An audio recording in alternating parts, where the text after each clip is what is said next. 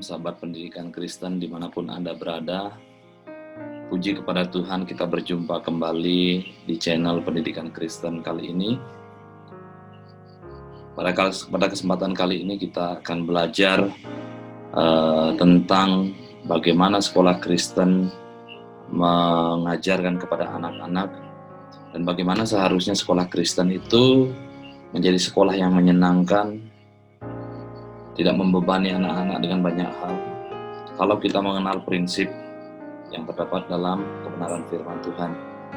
Sahabat pendidikan Kristen, saya ingin berbagi tentang hikmat menurut pandangan Alkitab dan menurut pandangan dunia. Tentu saja dengan hikmat ini kita seharusnya sebagai sekolah Kristen berjalan dengan lebih baik.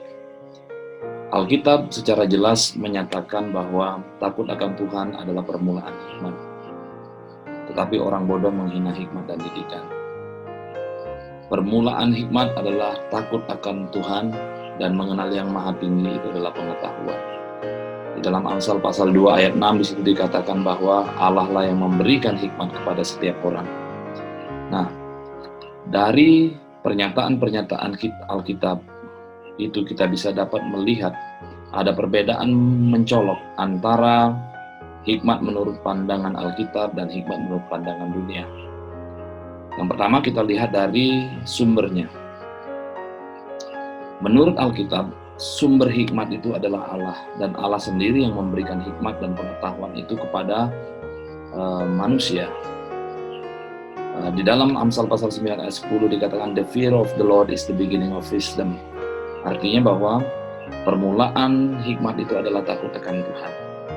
Jadi hikmat diberikan oleh Allah dengan catatan bahwa kita takut akan Dia dan tunduk kepada Dia. Sementara menurut pandangan dunia, hikmat itu didapatkan dari belajar sebanyak-banyaknya tentang ilmu pengetahuan.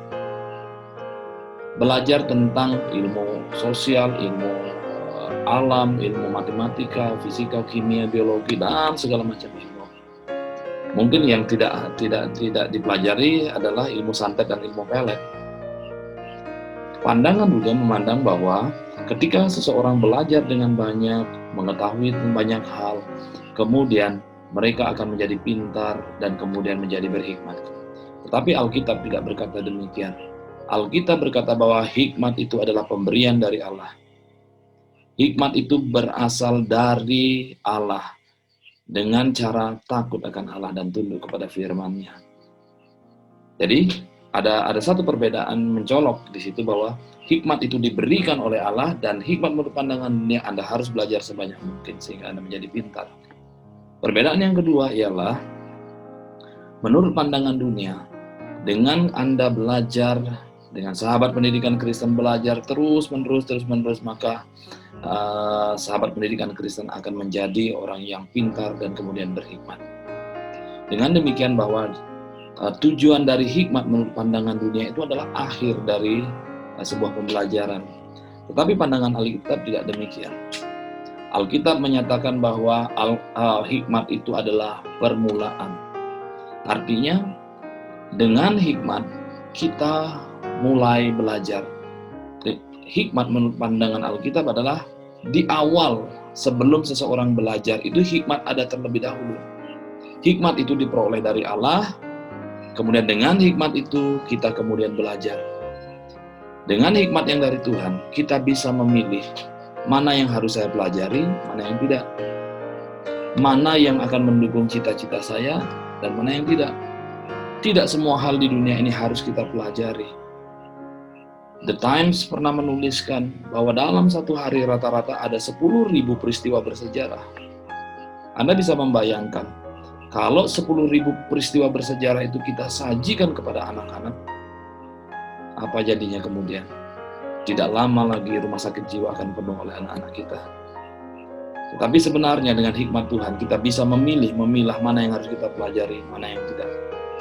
Yang terpenting adalah bagi sekolah Kristen adalah mengenalkan anak-anak pada panggilan hidupnya dan menghidupi panggilan itu. Menghidupi panggilan itu adalah dengan cara belajar sesuai dengan panggilan itu. Tidak semua hal harus dipelajari. NASA pernah melakukan penelitian bahwa untuk bertahan hidup, Anda cukup membutuhkan 10% ilmu yang Anda pelajari sepanjang umurmu.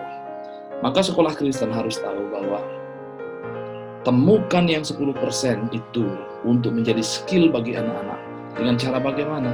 Dengan cara sekolah itu memperkenalkan bidang-bidang profesi dan keterampilan-keterampilan yang ada. Sehingga dengan mengenal profesi, keterampilan-keterampilan yang ada, anak akan tahu yang mana dia akan menjadi panggilan dalam hidupnya. Ketika anak memahami panggilan hidupnya, dia menghidupi panggilan itu.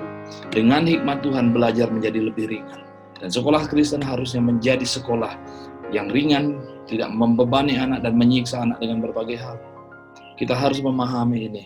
Jadi pilihan ada di tangan saudara. Sahabat pendidikan Kristen, maju terus di dalam iman.